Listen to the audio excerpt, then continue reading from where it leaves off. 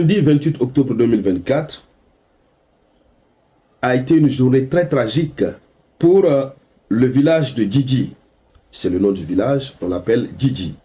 Djidji est situé dans le département de Lakota, environ 35 km de la ville éponyme. Voilà, j'y arrive. Donc, l'information est donnée par un média ivoirien.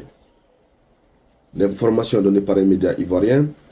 Alors, ce lundi 28 octobre 2024, pendant que les habitants de la localité de Djidji vaquaient librement à leur occupation, ils ont été surpris de voir un monsieur, un individu, qui, s'approchant de deux autres, ce monsieur avait en main une machette.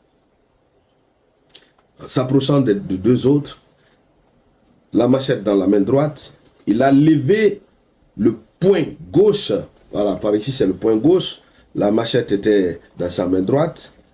Il a levé le poing gauche en l'air en criant Allahu Akbaru, Allahu Akbaru.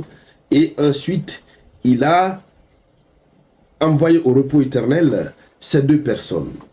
Ouais, il a enlevé, voilà, je ne veux pas carrément prononcer le mot pour éviter que l'algorithme nous crée des difficultés. Donc,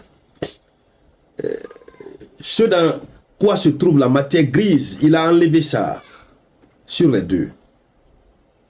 Et puis, les jeunes du village sont passés par tous les moyens pour pouvoir le maîtriser, pour pouvoir le neutraliser. Et donc, ce qui est inquiétant, ce sont les gestes qu'il a eu à faire avant d'envoyer ces gens au repos éternel. Mais il faut préciser que, d'abord que l'âme de ces deux défunts repose en paix. Il faut préciser que ce monsieur est installé dans la localité depuis 9 mois. Depuis 9 mois.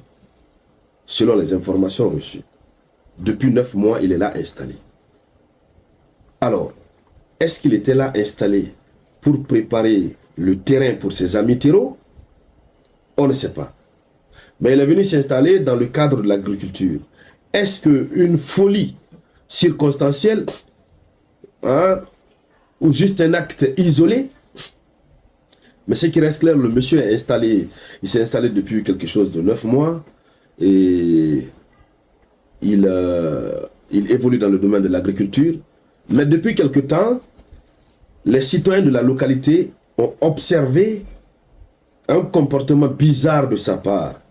Ils ont tous observé que le monsieur, qui prie dans une des mosquées de la localité, avait commencé à se radicaliser. Très bien. Il a commencé à se radicaliser. Alors, nous apprenons qu'il est musulman, croyant. Il a commencé à se radicaliser. Et ses confrères, aux alentours dans le village, les gens ne comprenaient pas. Mais les gens observaient, les gens constataient qu'il se radicalisait. Et donc, après, il y a eu une perquisition. Les autorités locales sont allées à son domicile.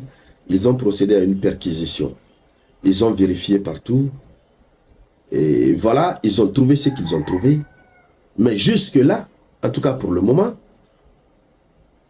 les résultats de la perquisition n'ont jamais été dévoilés. En tout cas pour le moment, ça n'a pas encore été dévoilé par les autorités ivoiriennes.